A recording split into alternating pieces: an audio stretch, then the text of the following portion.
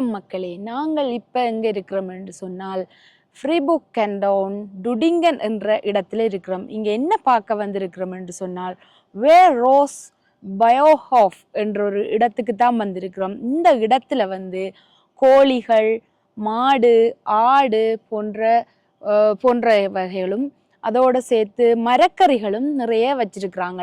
அதை பற்றி தான் நாங்கள் இப்போ பார்க்க போகிறோம். இது ஒரு பெரிய நிறுவனம் உண்டு, டுடிங்கனில் இருக்கிற பெரிய நிறுவனம் உண்டு. இயற்கையான விவசாயம், இவங்கள்ட்ட இருக்கிற எல்லாம் இயற்கையானது, மருந்து எதுவுமே இல்லாமல், எண்ணெய் பசலைகள் இல்லாமல், மருந்து கலப்பு இல்லாமல் இயற்கையான விளைய வைக்கிற மரக்கறிகள் உள்ளே இருக்குது. எங்கெங்கே கோழிகள், ஆடுகள் இருக்கிறன்றதையும் பார்க்கலாம் வாங்க.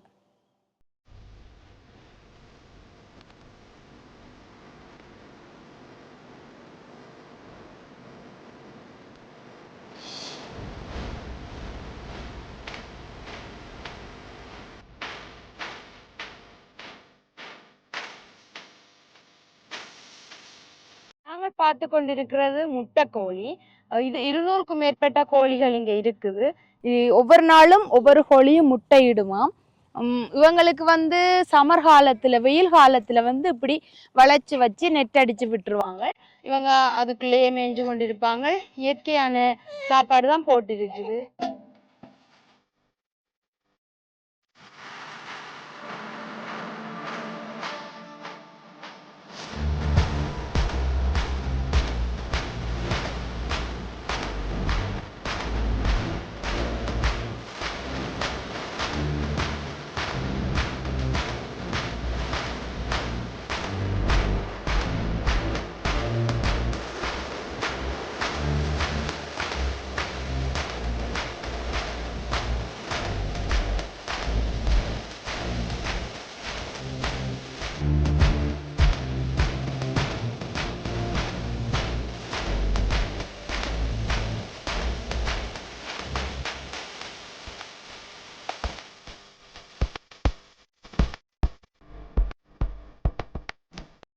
கோழிகளுக்கு வந்து இயற்கையான உணவு தான் போட்டிருக்கிறாங்க.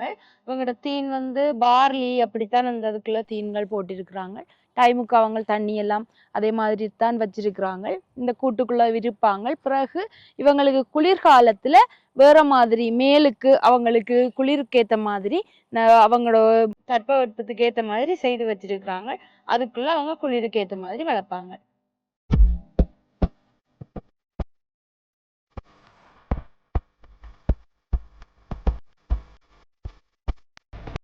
நாங்கள் பார்த்து கொண்டிருக்கிற இது வந்து சின்ன கோழி குஞ்சுகள்.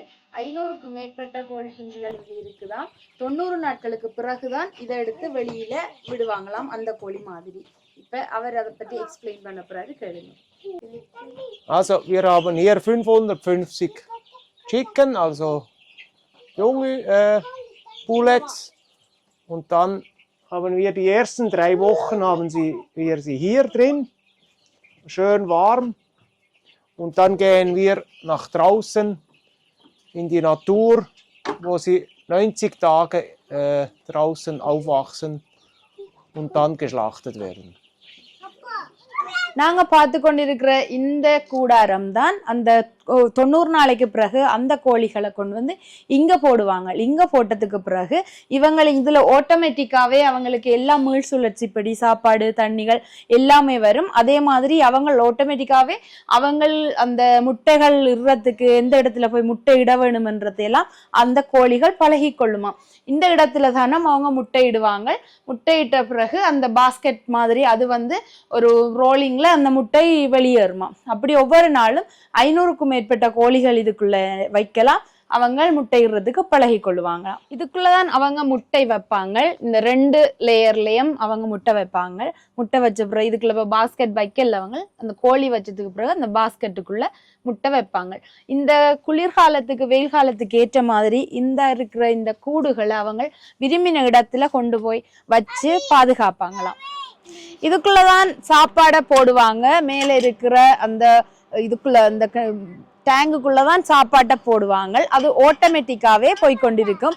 அவங்க மந்த்லி ஒரு தடவை தான் அதுக்குள்ள நிரப்பிக்கொள்ளுவாங்க. இந்த கோழிகள கக்கா எல்லாம் இந்த கோழிகள் இருக்கிற கழிவுகள் எல்லாம் இதுக்கு கீழே வந்து விழுமாம். விழுந்த பிறகு இந்த இருக்கிற இந்த பெல்ட் வந்து ரோலிங் ஆகுமா. இதை வச்சு இந்த ஏரியாவில் இதை பூட்டி இதை ரோல் பண்ண அது கீழே போகும். போன உடனே அதை கழுவுப்பட்டு கிளீன் ஆகிருமா. இது அவங்களுக்கு விரும்பின மாதிரி சின்னதா ஒரு வீட்டு தோட்டம் போல வச்சிருக்கிறாங்களாம். அதுக்குள்ள வெஜிடபிளும் இருக்குதாம், அதோட பூக்களும் இருக்குதாம். அதை பார்க்கலாம் வாங்க.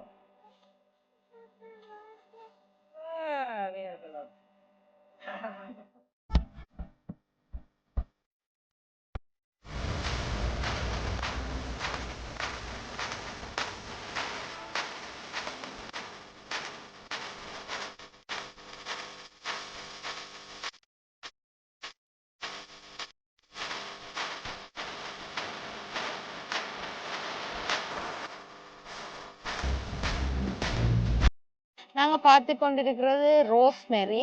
இது வந்து சமையலுக்குள்ள போட்டு சமைக்கிறதுக்கு எடுப்பாங்க. இங்க நல்ல வாசமா இருக்குது, அழகா பார்க்க நல்ல செழிப்பா வளர்ந்து இருக்குது, நிறைய இருக்குது இந்த கார்டன்ல.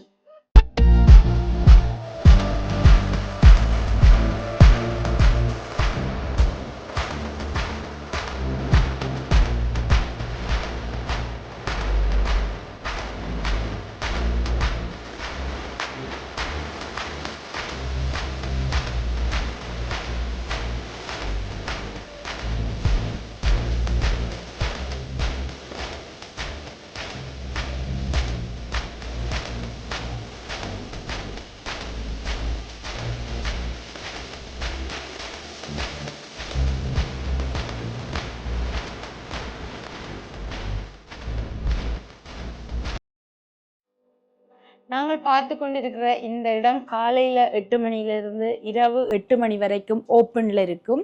இந்த இடத்துல வந்து அவங்களோட நிலத்துல விளைய வச்ச பயிர்கள் இங்க இருக்குது. பயிர், மரக்கறிகள், பழங்கள், அதோட நாங்கள் இப்ப பார்த்த கோழியை வந்து அவங்க உரிச்சு இந்த ஃப்ரிட்ஜில் வச்சிருக்கிறாங்க. இந்த ஃப்ரிட்ஜில் வச்சிருக்கிற இந்த கோழிகளை நாங்கள் இங்க வந்து வாங்கலாம். இந்த கோழிக்கு வந்து 17 ஃப்ராங்கு 35 ராப்பன்னு சொல்லி போட்டிருக்கிறாங்க. அப்படியா இங்க இருக்கும்.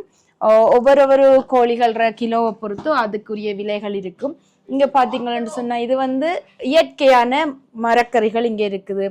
பீட்ரூட் இருக்கு, கேரட் இருக்குது, முள்ளங்கி இருக்குது, அது மாதிரி நிறைய காளான் இருக்குது. இதோட எங்கட காணொலியை முடிச்சு கொள்றோம். இது போல இன்னும் சில வகையான நல்ல காணொலியோட உங்களை மீண்டும் சந்திக்கும் வரை வணக்கம் கூறி விடைபெறும் நான் உங்கள் Swiss life with me Pavitha.